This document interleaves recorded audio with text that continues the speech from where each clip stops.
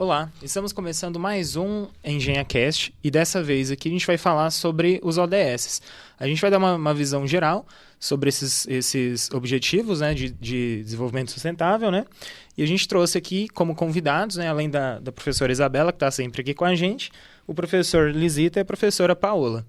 Eu queria que vocês se apresentassem, começando pela Isabela.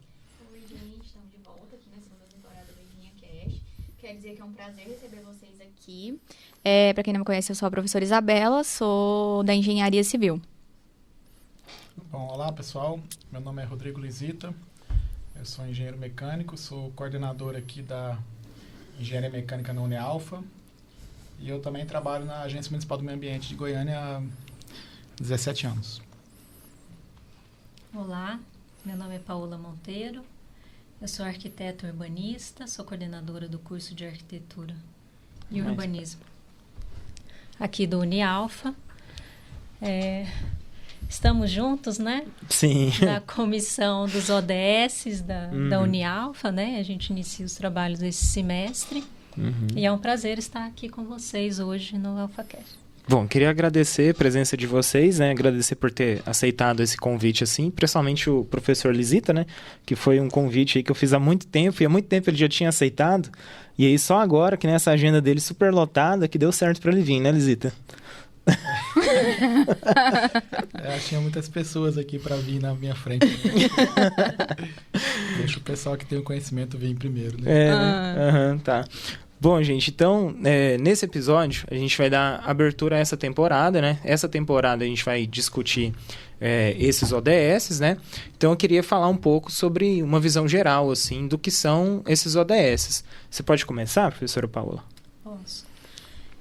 Bom, eu acho que um ponto importante que a gente tem que ter conhecimento é que o estímulo, né, dos ODS, ele nasceu no Brasil, numa conferência da ONU, né, em 2012. Então, a ideia, né, de acordo com as discussões que aconteciam na conferência, veio, então, essa sugestão, né, quando a ONU, então, passou a trabalhar, né, esses pontos, esses temas, e em 2013, eles foram consolidados, né, e então, em 2014, a gente teve o lançamento desse programa, né? Que foi em 2015. Assim, o programa era ter um plano global de desenvolvimento sustentável, né? Para um intervalo aí de 15 anos. Então, iniciaria de 2015 a 2030, né? Então, ele estaria encerrando agora, né? Bem próximo, né, em 2030.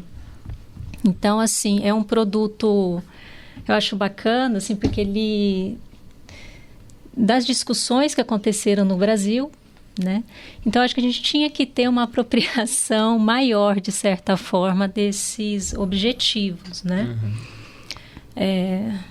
Os objetivos... a gente não está conseguindo observar, de acordo com os indicadores, que eles estão atingindo o esperado. Então, agora vai ter uma ampliação dessa agenda, né? Então, eles já estão discutindo a Agenda 2050, né? Com algumas mudanças, mas para ver se consegue estender essa discussão, né? E a gente, então, continuar trilhando esse caminho do desenvolvimento sustentável. Então, para quem não sabe, né? Esses objetivos, esses ODS, né? Eles são... vou listar eles aqui, né, para o pessoal ter uma ideia, né? Eles são o seguinte: a gente tem o primeiro objetivo, que é a erradicação da pobreza. O segundo, que é fome zero e agricultura sustentável. O terceiro, que é saúde e bem-estar. O quarto, educação de qualidade.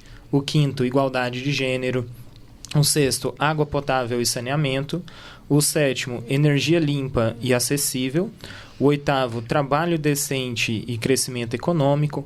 O nono é indústria, inovação e infraestrutura. O 10º, redução das desigualdades. O 11º, cidades e comunidades sustentáveis. O 12º, consumo e produção responsáveis. O 13º, ação contra a mudança global do clima. O 14º é vida na água.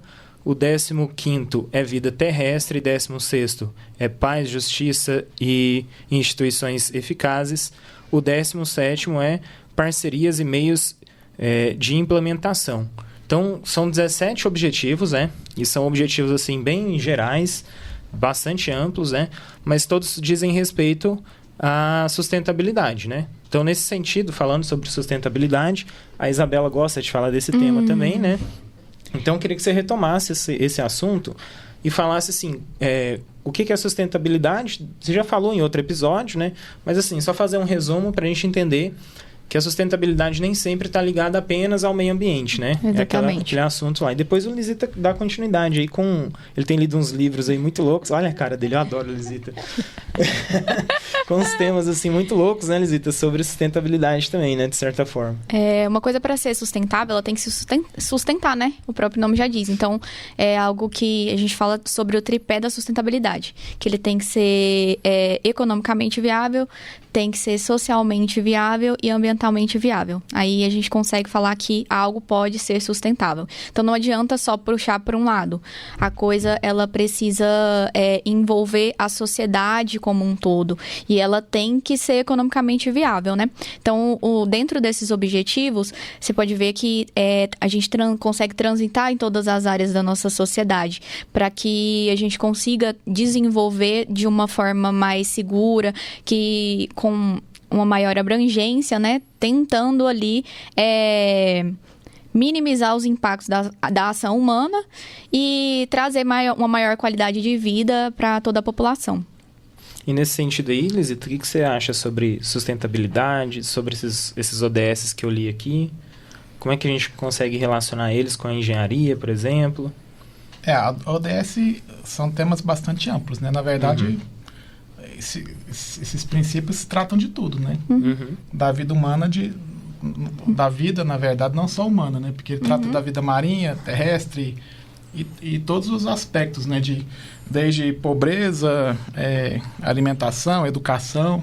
Então, assim, é um pouco tópico achar que esses objetivos vão ser atendidos, até porque quando você tem as conferências, você pode decidir, mas no final das contas quem decide são os políticos regionais de cada país. Com certeza. Então, não adianta nada, por exemplo, o presidente do Brasil lá aprovar, mas chegar aqui no Congresso, o que vige aqui são as leis nacionais. Então, o Congresso precisa aprovar essas leis e muitas vezes vai de interesses de classes, né? Vai interesses de grupos econômicos, interesses de vários atores que vão entrar nessa esfera política e vão acabar influenciando. Então, muitas vezes o que é decidido nessas conferências da ONU não são efetivados de fato nacionalmente em cada país por conta disso. Agora, em termos de engenharia, tem o Bruno comentou que eu estava lendo um livro, né, que é do Don Norman, que é Design for a Better World. O Don Norman ele foi vice-presidente da Apple, de design, e esse livro ele trata de como seria... Ele trata da parte de design, mas a tradução seria projetar, né? Mas na parte de design e projeto para um mundo melhor. E ele traz 3 aspectos, que tem que ter significado, sustentável e centrado na humanidade. Porque antigamente a gente tem a questão de UX, né?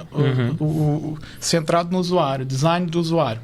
Mas na verdade ele traz que a gente tem que ampliar o desenvolvimento dos projetos, não para centrado no usuário, mas centrado na humanidade. No sentido de que tem que ter a economia circular, né? O produto ele tem que ter um ciclo de vida pensado e reutilizado. Porque não adianta só reciclar. Reciclar você também tem perdas. Mas você também tem que pensar no produto aí do ponto de vista de engenharia. A gente tem que pensar primeiro na solução que a gente quer resolver, que é a solução neutra. E aí tem que pensar também que a gente está em sistemas... O mundo é um sistema complexo, né? Não são soluções simples. Em termos de sistemas complexos, a gente tem um problema que a gente tem que resolver. E aí tem que pensar na solução neutra. O que a gente efetivamente quer resolver? Às vezes a gente acha uma solução particular, que é um conceito. Mas não necessariamente é o melhor, porque a gente esquece do que a gente quer de fato resolver. Né? Então, tem que pensar primeiro na solução neutra, no conceito e como implementar isso de forma que seja circular, no sentido de que como é que isso vai voltar para a natureza depois. A gente vê, por exemplo, eu vou dar um exemplo. A gente hoje, e aí tem vários governos querendo migrar para carros elétricos. Mas eu não vi ninguém responder ainda qual que é o projeto para as baterias daqui a 10, 15 anos. O pessoal tem uma solução para isso? Não tem uma solução. Eles estão implantando e esperando que nesse meio tempo se ache uma solução. Inclusive, o risco de danos à natureza pode ser ainda maior, né? Por causa da bateria, esse descarte dessas baterias, né? Então, é assim, é uma solução que não é sustentável se a gente for analisar do ponto de vista de uma economia circular. Porque ela não foi pensada para como é que se vai... O que vai se fazer com isso depois? Está se esperando que se ache uma solução nesse meio tempo para isso. E se daqui a 15 anos não achar uma solução? O que a gente vai fazer com isso? Não vai fazer nada, né? Isso foi um problema que não tem uma solução viável, né? Isso é um problema que demora... Aí a solução está errada, né? Então. Porque aí entra uma questão também, que o Don Norman também comenta, do design errado, né? Se você tem uma solução... Por exemplo, se o usuário não sabe usar alguma coisa, o problema não é do usuário, o problema é do projeto, né?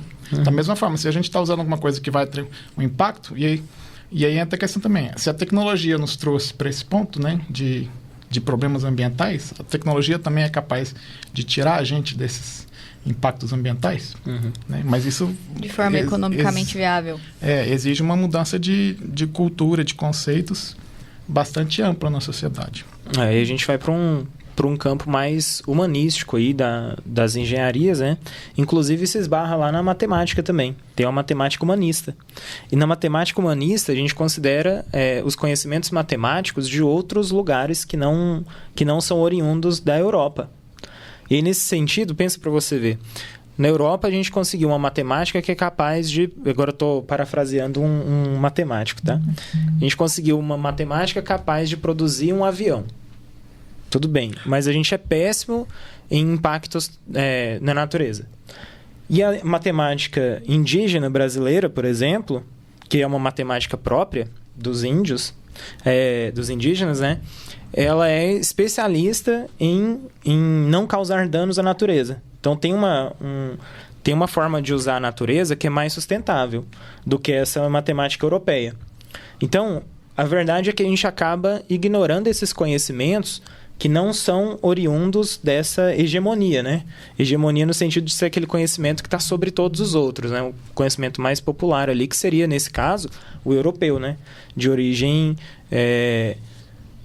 ali da Grécia, né? O europeu grego, né?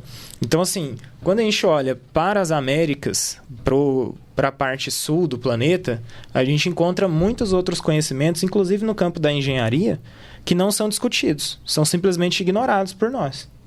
E nesse sentido também, eu queria que a Paola comentasse um pouco do papel da arquitetura, né, e do urbanismo, né, que eu acho que é super importante também para a gente conseguir alcançar esses objetivos, né? Eu só queria fazer uma complementação, pegando o gancho da fala do Lisita, que é o seguinte: durante um tempo o Brasil realmente ficou à margem, né, dessas discussões, principalmente no âmbito governamental. Por quê? Porque nós tínhamos uma comissão brasileira dos ODS, né? E essa comissão, durante um tempo, ela foi destituída. E ela só voltou a ser instituída no final do ano passado, né? Então, teve uma chamada pública, as pessoas puderam se candidatar, né? Então, só em dezembro que essa comissão foi restituída para iniciar os trabalhos, as discussões esse ano. Aí vai discutir nível governamental, para poder trabalhar com os estados, né? E assim, de forma escalar. Então, acredito que a partir dessa comissão, a gente começa, né, a discutir ainda mais esses temas, né? Com relação à arquitetura e o urbanismo, assim, já tem um bom tempo, né, que o tema da sustentabilidade está entranhado, né? Assim, já tem um tempo que não é mais opcional, não né? é opcional, é uma questão, é uma obrigação, exatamente, né? Também já tem muito tempo a questão da certificação, a gente tem a questão da certificação dos edifícios, né? Assim como você certifica um produto com relação ao desempenho dele, você tem em relação à arquitetura. Então, esse tema já é trabalhado há muito tempo na arquitetura. E a gente tem várias vertentes, né? A gente tem a arquitetura bioclimática, que vai trabalhar essa questão do ambiente e o clima, né? Você tem uma vertente também mais voltada à questão construtiva de materiais. Então, você tem hoje várias linhas. Elas podem se conversar ou não, né? Dependendo do nível de sustentabilidade que você quer atingir com aquele edifício. Então, é um tema bem discutido. No urbanismo, também, né? Mas é engraçado, assim, porque a discussão no urbanismo, né? Pelo fato do urbanista, normalmente, ele quando trabalha em grande escala, você trabalha na escala de cidade, quem trabalha na escala de cidade é o poder público, né?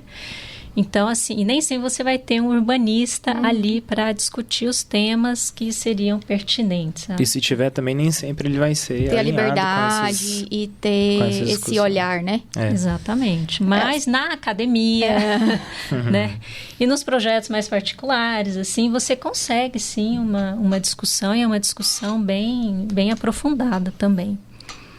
Um ponto que eu queria colocar, que eu achei interessante, né? É que eu não sabia que tinha também esse deslocamento na engenharia, mas é deslocamento da visualização do indivíduo para a sociedade, né?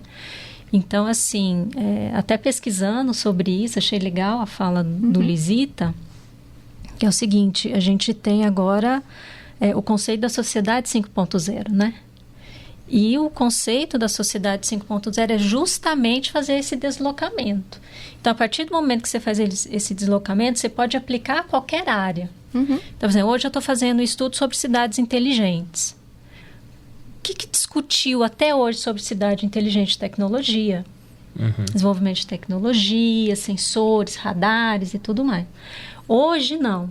Né? A terceira geração, ela já está fazendo um deslocamento. Então, não é mais a questão da tecnologia por si, mas o indivíduo e a coletividade. Então, é a tecnologia servindo, melhorando a qualidade de vida dessas pessoas. E pensando no futuro, e pensando no contexto geral, né? Não só trazer o benefício para a geração atual, mas para as gerações futuras, pensando no meio ambiente, pensando no pós. Não só vou projetar e vou viver o agora e trazer a melhor tecnologia para o agora, né? Para o todo.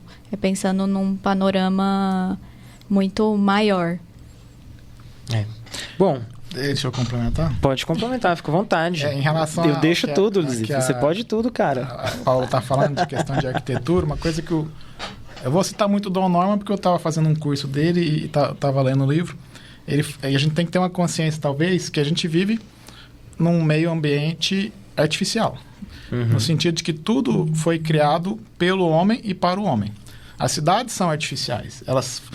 O asfalto é artificial. Até a grama, as árvores que são plantadas, elas são artificiais. Elas não estavam ali. Elas foram plantadas para satisfazer o ponto de vista, o bem-estar do homem que está ali. Até os animais. Se você vive num condomínio fechado ou numa região de condomínios de chácaras, até os animais que estão ali são artificiais no sentido de que os que você não gosta, você retira. Você mata. Os que você gosta, os que são bonitos e satisfazem a vista humana, você deixa lá.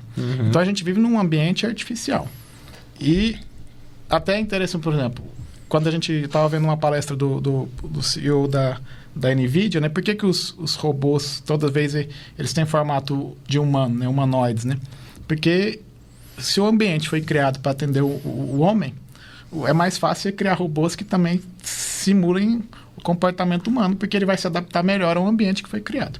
Então, a gente tem que ter essa consciência de que o ambiente é artificial e pensar justamente nisso, né? Como é que a gente desenvolve um ambiente artificial, mas que cause menos impacto, né, no futuro, ou que se encaixe melhor no meio ambiente ou no globo como um todo, né? Aí você tem que pensar na questão de resíduos, né?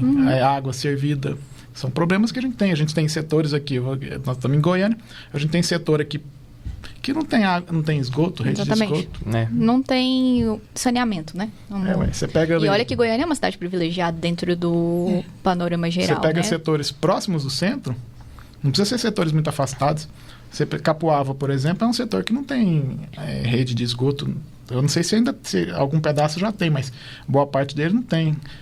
Vários outros setores aí não tem esgoto. Se você for pensar que os romanos tinham dutos de esgotos há quantos mil anos atrás, a gente numa cidade de Goiânia, capital, uma capital de alto poder aquisitivo, com metro quadrado aí custando, já chegando em regiões nobres a 18 mil, 20 mil reais o metro quadrado.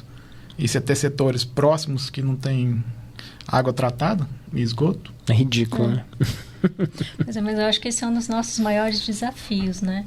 É encontrar o quando equilíbrio a gente conversa também, né? sobre ODS, a gente está falando de tudo sobre isso. fazer esse tipo de reflexão, né?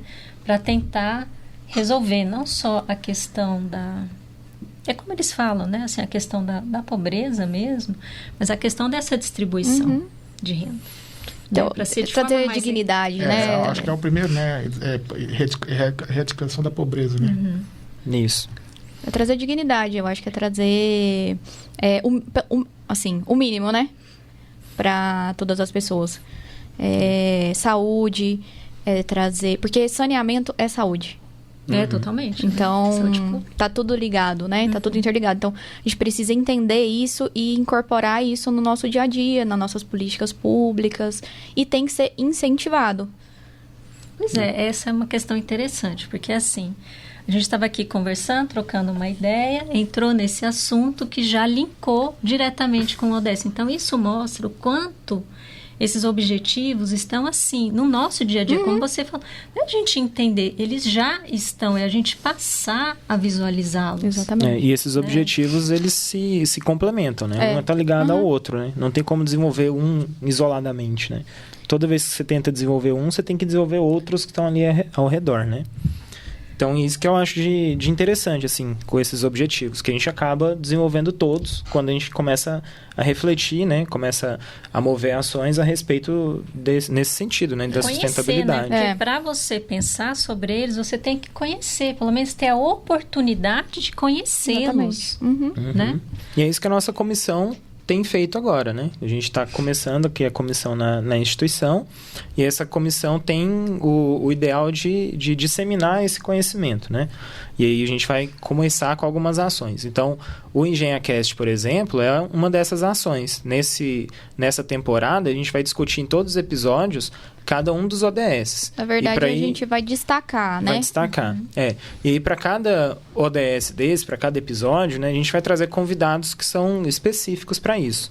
E, além disso, a gente também tem a nossa equipe, né, de alunos, que eles também vão trazer os convidados, eles também vão fazer parte aqui dos episódios. Participar né? das discussões. Vão participar das discussões também. Nesse primeiro episódio, a gente não colocou os alunos, a gente optou por não colocar os alunos, porque a gente está mudando o formato, né? Então, o próximo episódio aí para frente vai ser um formato que já é inovador, né? Já é diferente de novo, né?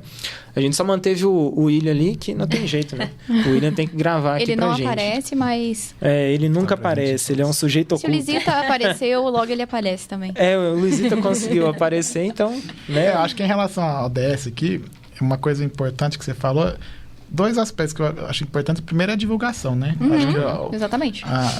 Fazendo aqui, vocês estão fazendo um papel importante de divulgação, porque se a gente for perguntar aí na rua, eu acredito que 5% da população já tiver ouvido falar de ODS, eu acredito que é muito. Então, assim, se você fizer uma enquete aí, perguntando se alguém sabe quantos são e algum dos princípios aí da ODS, algum dos objetivos, eu acredito que pouquíssimas pessoas vão saber falar alguma coisa. E quando se apresenta, né, como o Bruno apresentou aqui pra gente, a gente vai falando, não, mas isso faz parte do nosso dia a dia, faz parte, tá relacionado. Eu acho principalmente no meio acadêmico, né, que a gente, nas nossas produções, nas nossas pesquisas, a gente vai sempre buscar atingir esses objetivos, diretamente ou indiretamente. Então, aqui agora a gente vai tentar sempre estar destacando isso, né? Tem a comissão aqui da Unialfa e aqui no podcast a gente vai sempre estar trazendo isso nos nossos diálogos, nos nossos episódios. Vamos ter também um evento aí, né? O Intertec, né? Que também vai tratar desse assunto, né? Agora eu vejo uma dificuldade muito grande na implantação, porque trata de mudança cultural, né? Assim, mudança de comportamento humano. E aí, um dos objetivos da questão de educação mas como é que a gente educa as pessoas para pensar coletivamente? Porque a gente hoje tem uma visão muito centrada, né? Assim, Sim. você quer satisfazer o seu bem-estar. E muitas vezes sempre no eu, né? Você não está querendo... Entre o seu bem-estar e o bem-estar coletivo, você vai muitas vezes optar pelo seu bem-estar. Então, a questão da educação é uma questão importante e difícil. Difícil de mudar culturalmente. Né? E aí eu vou dar um dado aqui, porque como eu trabalho na Agência Municipal do Meio Ambiente também, eu vou dar, por exemplo, só de autos de infração, multas que foram aplicadas por descarte de resíduo. Que assim, se a gente for pensar, uma pessoa descartar um resíduo num local inadequado, numa área de nascente, por exemplo, deveria ser inconcebível, né? Se for pensar quantos autos de infração tiveram, deveria ser 0, né? Agora, se eu vou numa reportagem, por exemplo, num meio de comunicação, e falar, teve um auto de infração, a pessoa fala, só? Vocês não estão trabalhando, não? Você vê, a gente vive numa cultura de que, assim, é punitiva. Sim, você só não vai fazer a irregularidade se você for punido. Você não vai deixar de cometer irregularidade porque você está pensando no seu bem-estar, no bem-estar da coletividade. Você não faz porque você vai ser punido. Aí, se você não for punido, você faz. Então, só para efeitos de dados aqui em Goiânia, em 2023, foram 370 multas aplicadas por descarte regular. É mais de uma multa por dia por descarte regular. Às vezes a gente aprende caminhão descartando em área de nascente. Isso é entendeu? Muito isso comum, é muito comum. Só em 2024, até final de fevereiro, já tinha sido quase 40 autos de infração. Ou seja, continua na mesma média, né? De um por dia. Mais de um auto de infração, mais de uma multa por dia. Isso os que a gente pega, né? Porque não é fácil você pegar também. Você tem que você não tem autuar, meio de rastrear, pegar o flagrante, tem que fazer o rastreamento. Existe todo um trabalho de inteligência para poder fazer o flagrante. E aí você vive numa cultura de que a pessoa... mas ninguém estava olhando, eu joguei. Não se apropria, né? Falando que é nosso. Não percebe. Aqui, na verdade, existe no Brasil essa cultura, no meu ponto de vista, de que o que é coletivo é de ninguém. Ao contrário de outros países mais desenvolvidos, você citou a Europa, mas lá eles têm muito essa cultura de que o que é coletivo é de todo mundo. Você tem um banheiro público e muitas vezes ele é bem cuidado... Porque todo mundo sabe que vai precisar usar. Aqui não, aqui as pessoas destroem, né? Porque a coletiva é de ninguém. É outra visão, né? Mas essa questão dessa visão externa, né, principalmente na Europa, o trato do coletivo é diferente. Então, por exemplo, na nossa legislação, o público é do governo. Lá fora, o público é da população. Por isso que quando eles querem fazer qualquer revitalização, readequação, eles têm que levar para a população os projetos. Não é porque eles querem que eles... Não, é porque isso é legislação. Porque essa área é da população. Então, é ela que decide o que vai ser feito. Então, assim, começa daí, né? Aqui a gente tem uns projetos aí que nem apresenta para a população e começa a implementar, né? Eles fazem... Por isso, é do poder público e ele faz o que ele quer. Agora, de tudo isso que está sendo falado, o que eu acho importante? Por exemplo, eu já percebi tanto em sala de aula como em convivência social. Eles falam assim, Paola, essa sua área, ela não existe aqui no Brasil. Funciona lá fora e não funciona aqui. Então, o que eu observo? Que as pessoas, elas não conseguem se apropriar.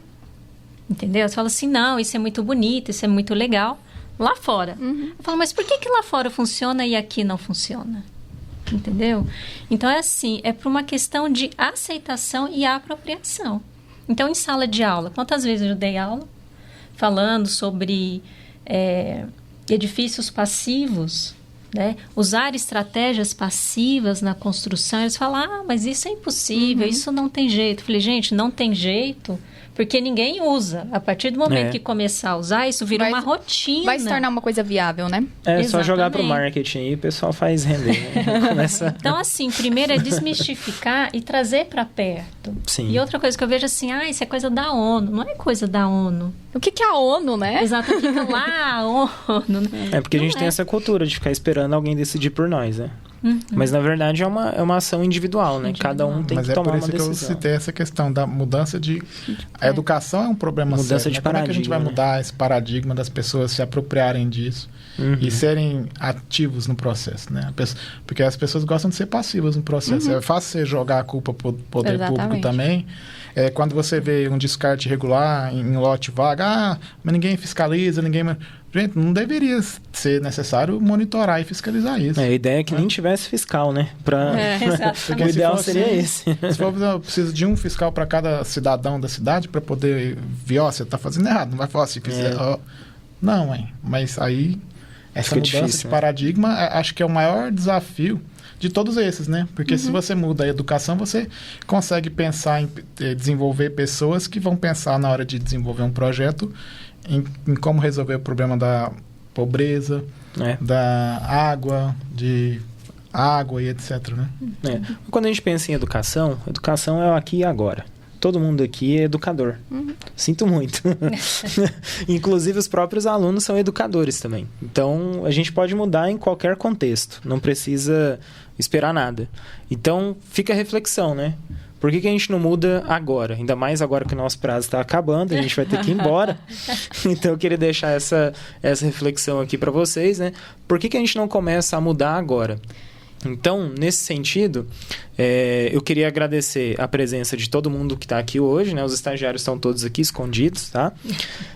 O Daniel... Aparecendo, pelo menos vocês querem aparecer, Vamos gente? dar uma aparecida? Não? Quer não? Agora tá todo mundo Eu acho que todo mundo devia dar um oi aqui para a nova aparecer. equipe. Eu acho que devia dar um Tem oi. que ser apresentado. Deixa quieto, tem gente que não gosta de aparecer. Igual o William, por Nos exemplo. próximos episódios eles vão aparecer. Gente, então eu queria agradecer primeiro, né, a Unialfa, né, para estar disponibilizando esse espaço aqui pra gente, né? Queria agradecer novamente a presença de vocês dois, né? Agradecer a presença da Isabela, agradecer a presença dos nossos estagiários, de toda a equipe, do Daniel, né? E queria pedir para vocês aí que estão assistindo, curtir, compartilhar, né, e seguir a gente aqui nas nossas redes sociais, tá? Então vai ficar tudo descrito aí no vídeo, porque eu não lembro mais os arrobas. Então é isso, gente. Até mais. Obrigado. Obrigada. Obrigada. Tchau.